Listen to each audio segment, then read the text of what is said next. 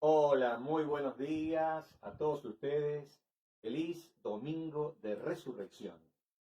Toda la iglesia, para todos nuestros amigos que están viendo y nos están escuchando, estamos transmitiendo desde el Centro Familiar Cristiano, desde nuestra iglesia, para todos aquellos que en este día tan especial para la cristiandad que festejamos, celebramos la resurrección del Señor Jesús.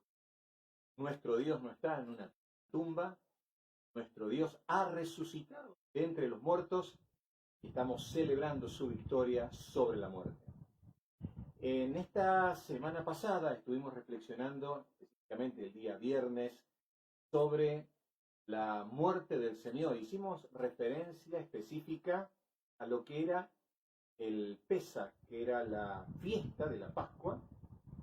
Justamente el Pesaj era pasar por encima, y haciendo referencia al ángel de la muerte que pasó por encima de la casa de todos los israelitas que habían pintado con sangre sus dinteles y sus postes, y de esta forma fueron librados de la muerte los primogénitos y pudieron salir camino hacia la tierra prometida. Fue un día realmente inolvidable. Ese día mataron el cordero, participaron apresuradamente comiendo la Pascua, el cordero, toda la familia.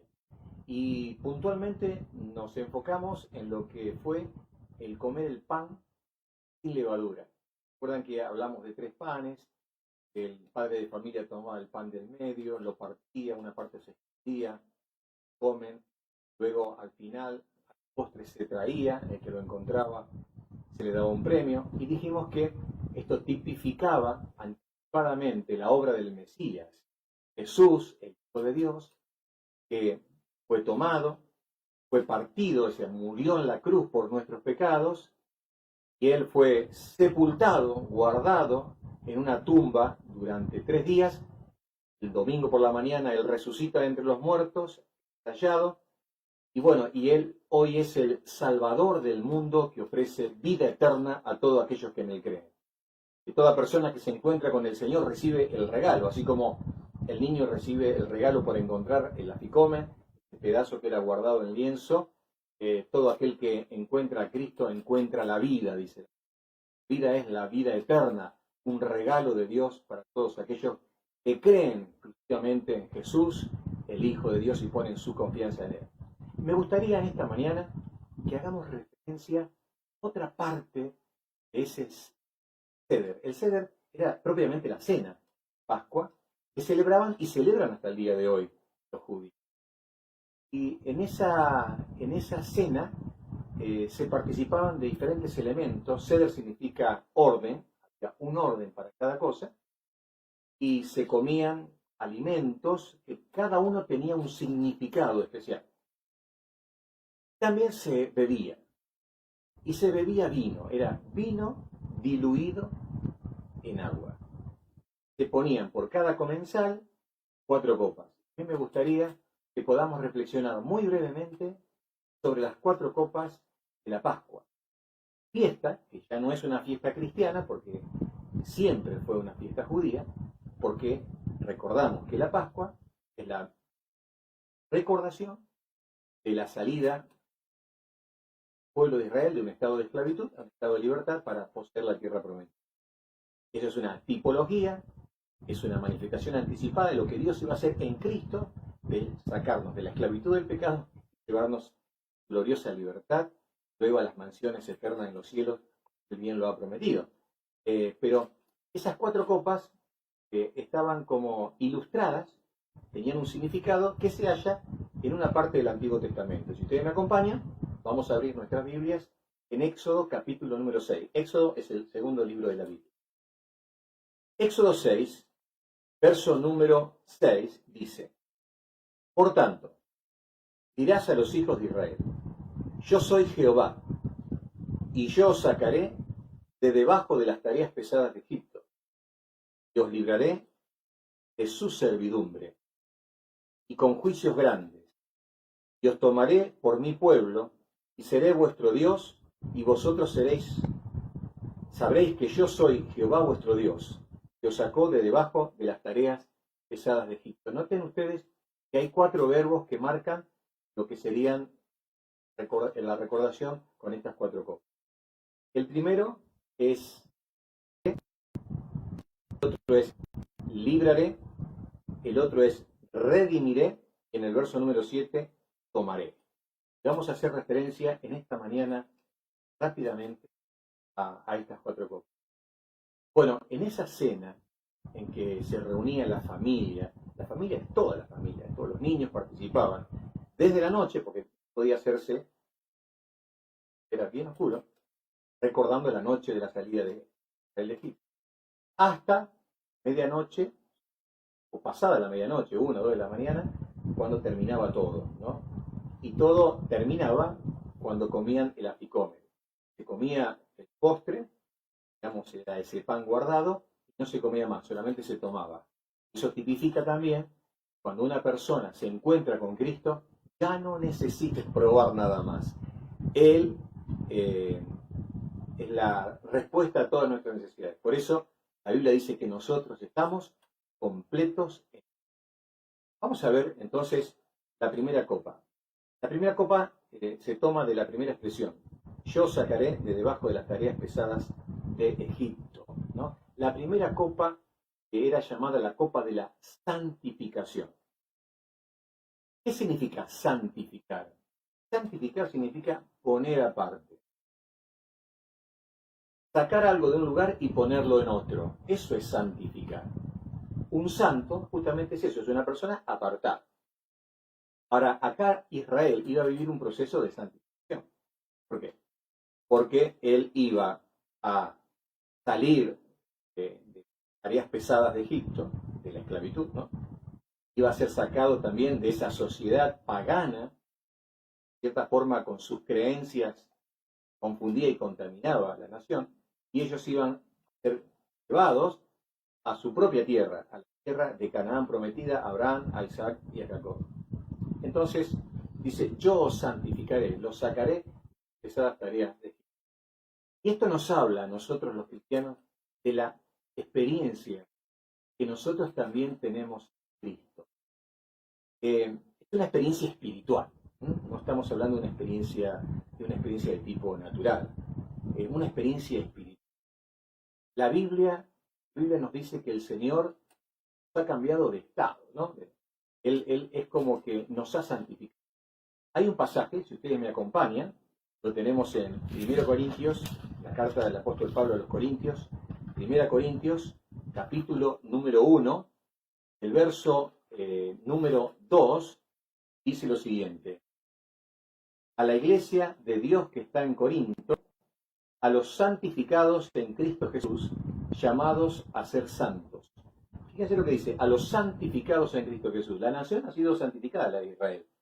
Pero aquellos que un día creímos en Cristo, hemos sido santificados en Cristo Jesús. En unión a Cristo, hemos sido alejados. ¿Alejados de qué?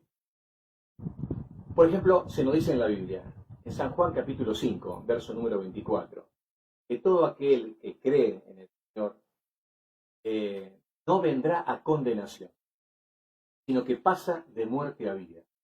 Esto habla de que de un estado espiritual de muerte, cuando una persona cree en el Señor, cree en el Padre, cree en el Hijo, pasa de ese estado de muerte a un estado de vida espiritual. Es realmente un cambio. Esa es una cuestión que ilustra la santificación. Hay otro pasaje conocido en la Biblia que es 2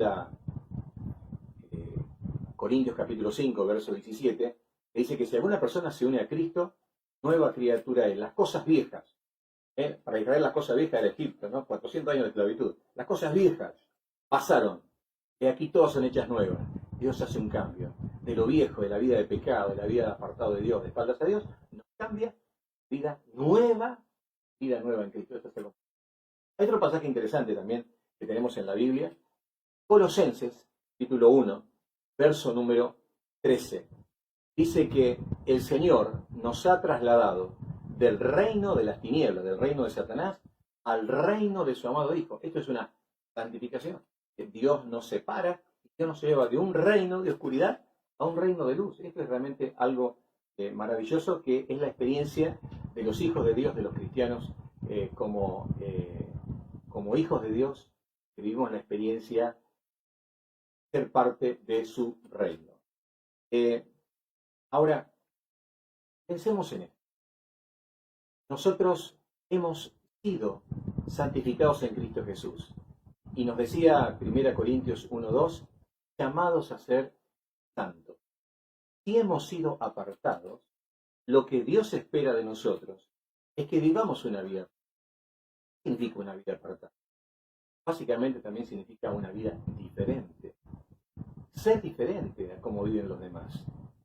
Un cristiano se identifica con el mundo, es un ciudadano común, pero también es un representante del reino de Dios. Dice la Biblia, somos ciudadanos del cielo. Es decir, que nosotros tenemos que representar al reino de Dios y tenemos que vivir y conducirnos como se conduciría un hijo de Dios. Tenemos una gran responsabilidad. Y fue una de las cosas que Dios pretendía del pueblo de Israel, que lamentablemente la mayoría de los casos no lo cumplió, que tenía que representar al Señor, porque el Señor le había dicho, sed santos, porque yo soy santo. Es decir, somos santificados en Cristo Jesús, pero llamados a vivir una santificación progresiva. Eso significaría un alejamiento progresivo, paulatino, permanente del pecado, para poder mostrar en nuestra vida aquel que es nuestro Padre. Si nuestro Padre es santo, espera que nosotros como hijos de Dios tengamos una vida santa. Entonces, la primera copa que se tomaba era la copa de la santificación. Y esto nos recuerda a nosotros que debemos vivir una vida santa. Hay una segunda copa que se tomaba, y esta copa era la copa llamada del juicio. Vamos a leer en el texto que teníamos allí en Éxodo capítulo 6. Dice, y os libraré de su servidumbre, y os libraré. ¿Cómo fue librado el pueblo de Israel? Bueno, antes de ser librado, ellos vivieron la experiencia de todo Egipto sufriera las 10 plagas. Las plagas fueron un juicio contra Egipto que dañó, perjudicó durante especialmente los últimos siglos al pueblo de Dios. Y entonces, ¿qué es lo que hacía el padre de familia en esa cena? Tomaba la segunda copa de las plagas, e iba mencionando cada una de las plagas. Entonces, tomaba con el dedo índice, y la mano en la copa, y tiraba una gota, ya plaga de las ranas. El dedo, otra gota fuera de la copa, y decía la plaga de las moscas. Y metía nuevamente el dedo en la copa y decía la plaga de mores. Es decir, iba recordando la forma en que Dios juzgó y castigó, dice que no tuvieron ellos, porque de esa forma el Señor de veras que los liberó. Los liberó de la experiencia de esa servidumbre que ellos. Ahora, ¿qué nos enseña esto a nosotros?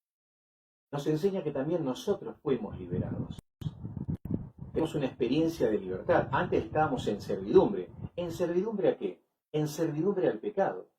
Pero ahora ya no tenemos que servir más al pecado, porque Jesús dijo, si el Hijo os libertare, seréis verdaderamente libres. Y acompáñenme por favor a leer en Romanos, capítulo número 6. Encontramos allí, de una forma muy sencilla, lo que era nuestra realidad sin Cristo, cómo el Señor nos ha dado la libertad. Fíjense lo que dice en Romanos capítulo 6, verso número 17. Pero gracias a Dios, que aunque erais esclavos del pecado, habéis obedecido de corazón a aquella forma de doctrina a la cual fuisteis entregados. Y libertados del pecado, vinisteis a ser siervos de la justicia. Hablo como humano, por vuestra humana debilidad, y así como para iniquidad presentasteis vuestros miembros para servir a la inmundicia y a la iniquidad, así ahora para santificación presentad vuestros miembros para servir a la justicia. Porque cuando erais esclavos del pecado, erais libres acerca de la justicia. Pero ¿qué frutos teníais de aquellas cosas de las cuales ahora os avergonzáis? Porque el fin de ellas, muerte. El verso 22 dice, mas ahora que habéis sido libertados del pecado y hechos siervos de Dios, tenéis por vuestro fruto la santificación y como fin de eterno. Notamos esto. Hemos sido libertados del pecado, ¿qué dice? Y hemos sido hechos siervos de Dios. Es como que cambiamos de amo. Antes nos sometíamos al pecado y lo obedecíamos. Pero ahora no, ahora somos siervos de Dios. Esto es algo realmente maravilloso. Esto significa que si nosotros realmente pecamos, pecamos porque queremos. Pero ahora tenemos todas las condiciones y las cualidades para someternos a otro amo. No al pecado, sino a Dios. Y servir a la justicia, aquellas cosas que son realmente justas, que son aprobadas por el Señor. Es decir, que hay un llamado a ser siervos, es decir, a ser obedientes al Señor en nuestra vida. ¿Por qué? Porque si hemos creído en Cristo, tenemos que vivir de acuerdo a la voluntad del Señor. Jesús dijo, si me amáis, guardad mis mandamientos. Cada vez que obedecemos, estamos guardando los mandamientos del Señor y de esta forma estamos sirviendo a Dios. Así que esta segunda copa nos recuerda el juicio que hubo sobre Egipto, pero de la libertad. Ese juicio trajo a la nación que salió del estado de servidumbre. Ahora nosotros somos siervos de Dios. Esta es una posición. ¿No lo sabías? Lo hemos leído recién. Palabra de Dios. Somos siervos de Dios. Siervo de Dios no solamente es un pastor, un ministro. Siervo de Dios es cualquier persona que se ha arrepentido de sus pecados, ha creído en Cristo, ha pasado del reino de las tinieblas al reino de la luz. Dios ahora lo llama su siervo. La tercera copa se tomaba haciendo referencia a este tercer verbo.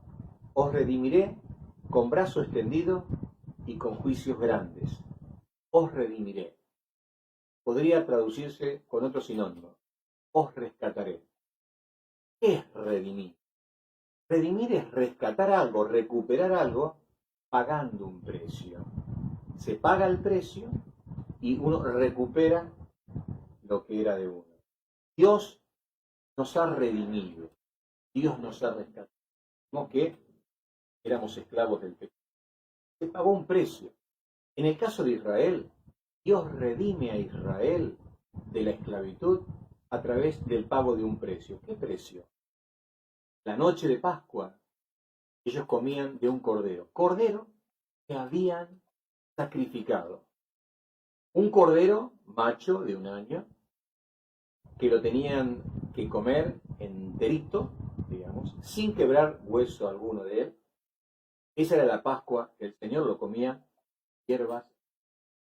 Es decir, que el cordero estaba muriendo en lugar de ellos, pecadores, y el costo de su redención era justamente el cordero.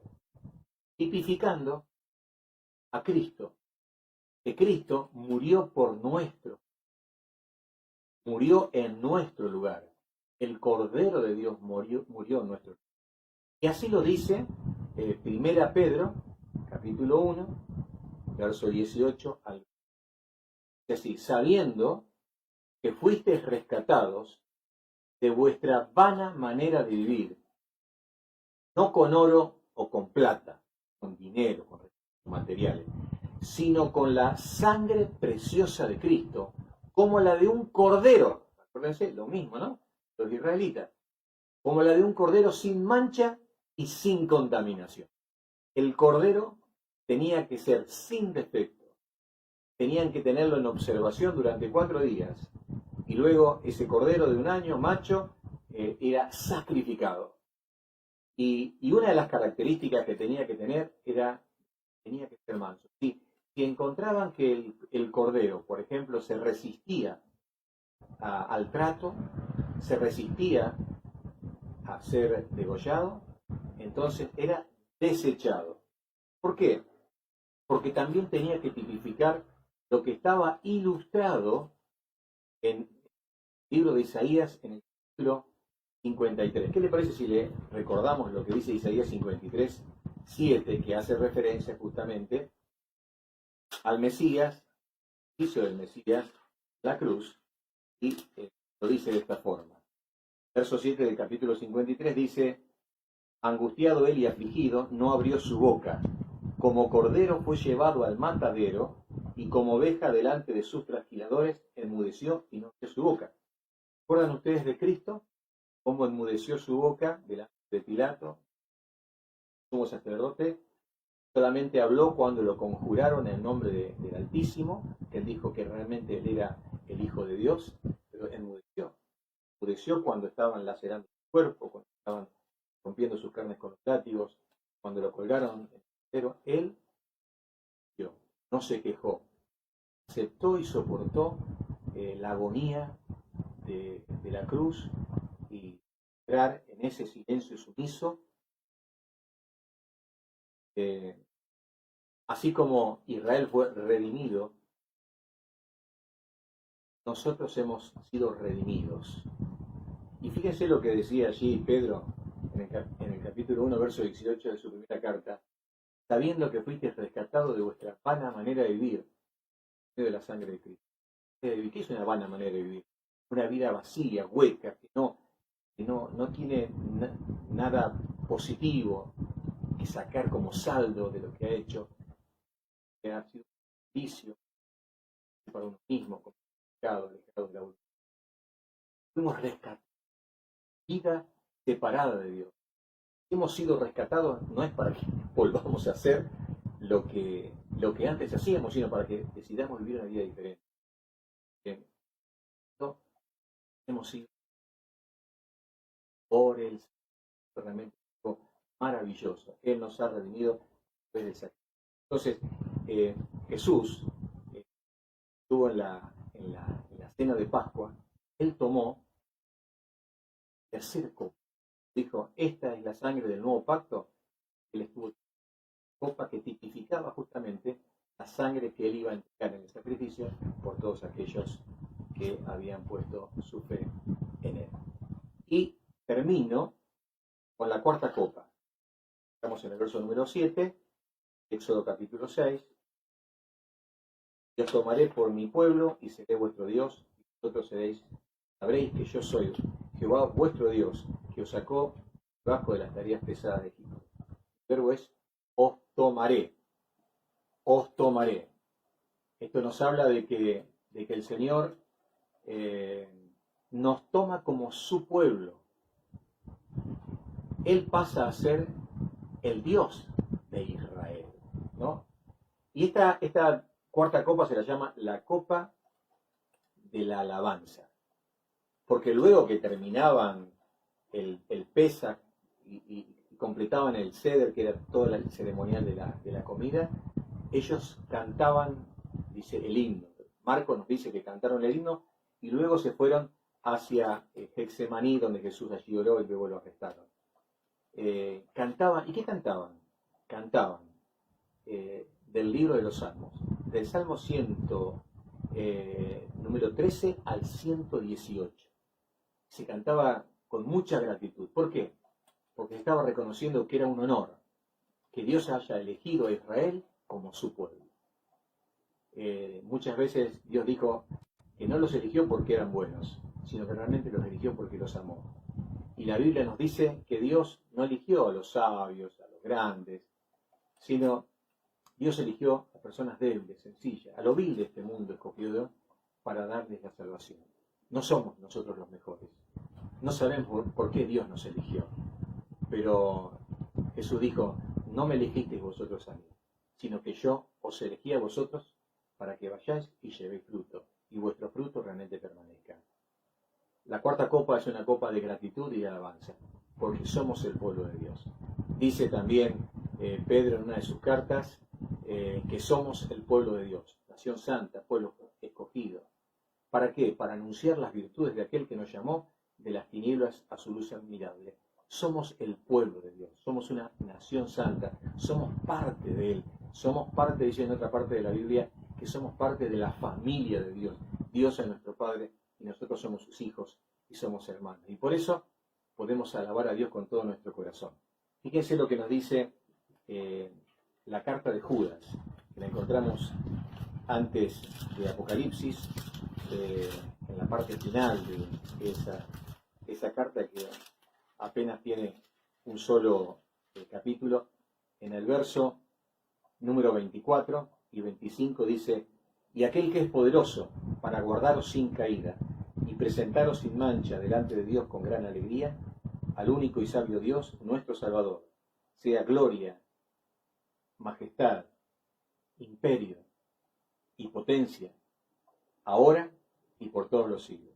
Y note bien lo que dice: al único y sabio Dios, ¿quién?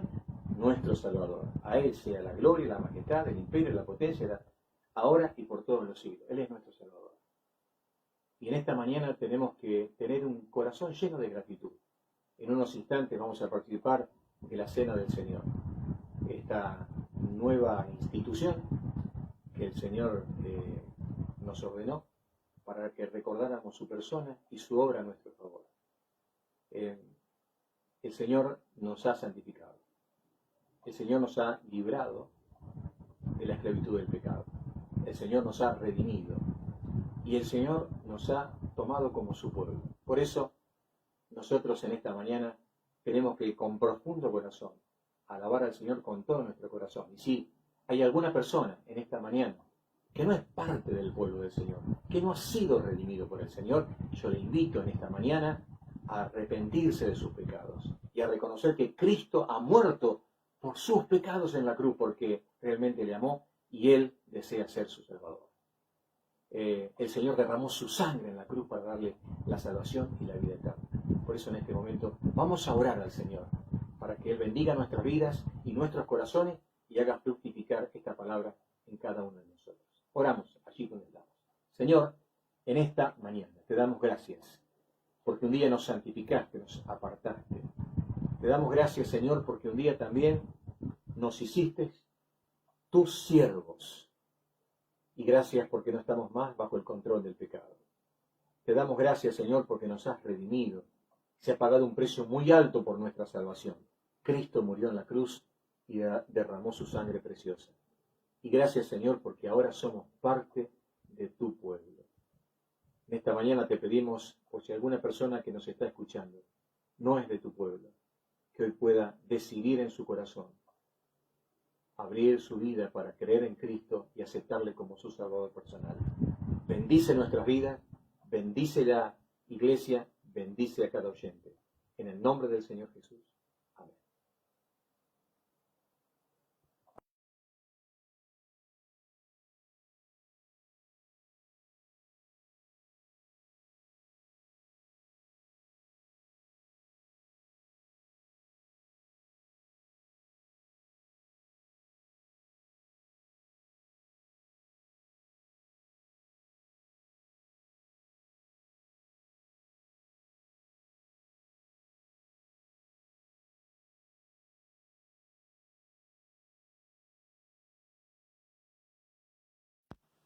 Bueno, hermanos, ahora vamos a participar de un momento muy especial.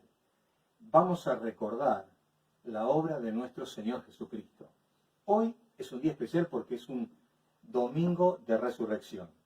Hace más de 2000 años, en un día como hoy, el sepulcro estaba vacío. Jesús había resucitado y había mostrado que realmente Él era el Hijo de Dios y todo lo que Él había dicho se cumplió. En esa noche de víspera de la Pascua, el Señor estaba con sus discípulos. Y al juntarse en el aposento alto, estaban para comer la Pascua. Es decir, ellos celebraron el Pesaj, hicieron el Seder, el orden de cada una de las cosas que se hacían en la fiesta de la Pascua, recordando cómo Israel había sido libertado por la mano poderosa y el brazo extendido del Señor de la esclavitud en Egipto. Y entonces el Señor en esa noche, donde estaban comiendo pan, hierbas amargas, el Cordero, Él hace un ensamble para instaurar un ceremonial nuevo que pide que ahora sus discípulos, en vez de celebrar la Pascua, que es una fiesta judía, comiencen a celebrar la Santa Cena. La reunión de memoria, de recordación, para algunos llamada la Eucaristía, es decir, la acción de gracias. Y fíjense lo que nos dice Lucas capítulo 22, verso número 19. Tomó el pan y dio gracias, y lo partió y les dio diciendo: este es mi cuerpo que por vosotros es dado. Haced esto en memoria de mí. Y justamente vamos a hacer esto en esta mañana. Vamos a tomar el pan. Ustedes se acuerdan de que había 3 panes en la fiesta de la Pascua, uno prefigurando al Padre, al Hijo y al Espíritu Santo. Hoy nosotros le damos esa interpretación. Ellos cuando lo hacían no se estaban dando cuenta de lo que estaban haciendo. Y se tomaba el segundo pan, para nosotros la segunda persona de la Trinidad, el aficomen, y ese pan, luego de ser bendecido, era partido. Así que lo primero que vamos a hacer en esta mañana es orar al Señor para que bendiga este pan, que es símbolo del cuerpo de Cristo entregado por nosotros en la cruz. Oramos. Señor, en esta mañana te damos gracias, porque tú eres el pan vivo que descendió del cielo. Gracias por haberte hecho hombre, por haberte humanado, y como hombre perfecto, sin pecado, moriste en la cruz. Fuiste partido para nuestra salvación. En esta mañana pedimos la bendición por el pan y por todos aquellos que en esta mañana vamos a participar recordando tu obra de amor y salvación por cada uno de nosotros. En el nombre del Señor Jesús. Amén. Así que Jesús tomó el pan, lo bendijo y dice que lo partió.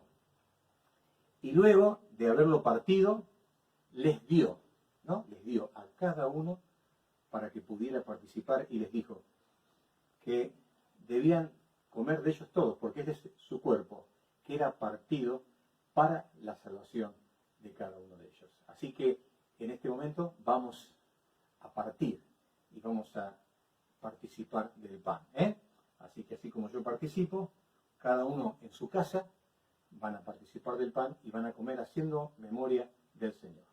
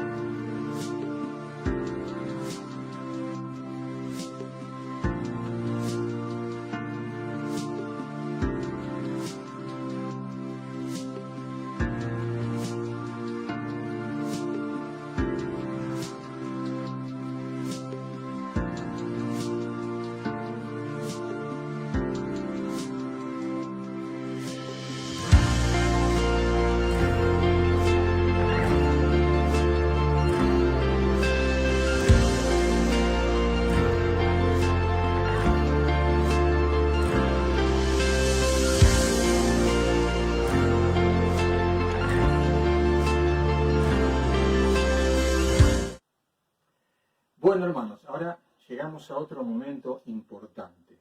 Hemos recordado el cuerpo de nuestro Señor Jesús entregado en la cruz por nosotros. Ahora vamos a recordar la sangre derramada. ¿Se acuerdan que en la fiesta de la Pascua la tercera copa era la copa de la redención? Para que exista redención, alguien tenía que pagar esa redención con su vida. En la Pascua fue el Cordero. En la vida cristiana, Cristo es el que muere por nosotros, es el Cordero de Dios que quita el pecado del mundo. Así que Cristo en la cruz derramó su sangre, porque dice la Biblia que sin derramamiento de sangre no hay remisión de pecados. Y remitir significa el alejamiento del pecado del pecador. Dios separa el pecado de nuestra vida, dice la Biblia, así como está el oriente del occidente. Esto es algo realmente maravilloso, pero esto costó la vida de Jesús, simbolizada en esa sangre derramada. La sangre de Cristo dice la Biblia, nos limpia de todo pecado. Así que esa noche el Señor tomó la tercera copa, la copa de la redención, y Él oró por ella. La bendijo y luego se la dio a los discípulos. Fíjense lo que nos dice la Escritura.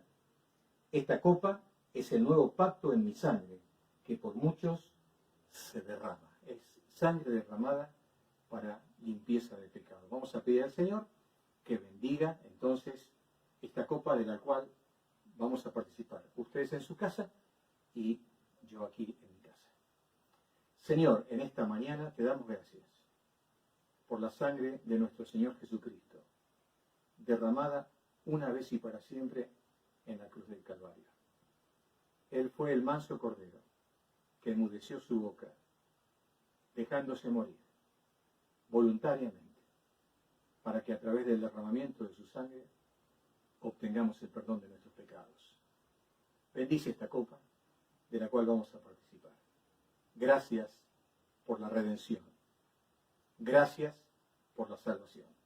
Gracias, Señor Jesucristo, por haber muerto por nuestros pecados. En tu nombre, amén. Ahora, entonces, todos vamos a participar de este símbolo.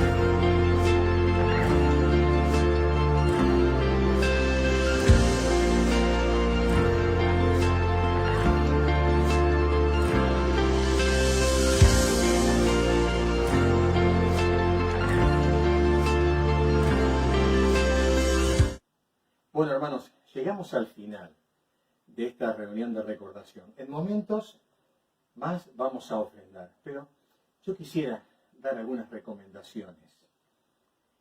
Hermanos, todo ha cambiado a partir de la cuarentena. El mundo no es igual, nuestra iglesia no es igual. No podemos depender ya de una fe manifestada en comunidad como lo hacíamos viéndonos cada semana en células, en reuniones, en el culto dominical, en los grupos afines. Ahora hay un gran énfasis, que es el gran desafío de nuestro culto personal con Dios. Sobre esto vamos a hablar después, en otras reuniones. Pero también necesitamos usar otras herramientas para comunicarnos. Tenemos que interactuar. No podemos dejar que nuestro corazón se enfríe. Necesitamos ejercitarnos en la oración, en la lectura bíblica, en nuestra comunión con los hermanos a través de las redes sociales. Es muy importante que nuestro corazón esté con una llama encendida. Así que les animo y les aliento. Aprovechen para comunicarse con hermanos que hace mucho tiempo que no les hablan, que hace mucho tiempo tal vez que no van a la iglesia. Es la oportunidad de abrazarle con el amor de Cristo. Así que de veras que nos extrañamos. Extrañamos el beso, la mano, que nos damos con fuerza, el abrazo cariñoso. Realmente lo extrañamos. Pero hermanos, nos une el amor de Cristo, nos une el Espíritu de Cristo. Somos miembros de la familia del Señor y en este momento tenemos que poner en práctica justamente todo lo que hemos aprendido en nuestra vida cristiana. Este es el momento de ponerlo en práctica. Entonces, usemos los recursos que tenemos, vayamos a la palabra del Señor, aprovechemos el tiempo que tenemos, porque este es un tiempo realmente precioso. En este momento vamos a ofrendar al Señor. Y es muy importante que hoy entreguemos al Señor nuestras ofrendas y nuestros diezmos. No tenemos que dejar de hacerlo. Nuestra iglesia tiene compromisos mensuales y dependemos de la generosidad de cada uno de los hermanos que voluntariamente ofrendamos fielmente al Señor. Por supuesto, nuestra iglesia nunca obliga a nadie a diezmar y ofrendar, pero aquellos que somos hijos de Dios y miembros de la iglesia sabemos de lo que estamos hablando. Y es muy importante que tengamos esto presente. Así que vamos a pedir al Señor que acepte nuestra ofrenda, que la bendiga y que la multiplique. ¿Me acompañan en esta oración? Señor, en esta mañana presentamos ante ti esta ofrenda que vamos a entregar. Te pedimos que tú la bendigas, te pedimos que tú la multipliques y te pedimos que tú la aceptes. Señor, es parte también de nuestra ofrenda. En el nombre del Señor Jesús. Amén. Así que bueno, en este momento, cada uno de nosotros vamos a entregar nuestras ofrendas y nuestros diezmos al Señor como familia. Queridos hermanos, que el Señor les bendiga. Quiero agradecer a todos aquellos que en el día de ayer me saludaron por mi cumpleaños. Realmente me han puesto muy feliz. Les abrazo en el nombre del Señor. Que Dios les bendiga en este día maravilloso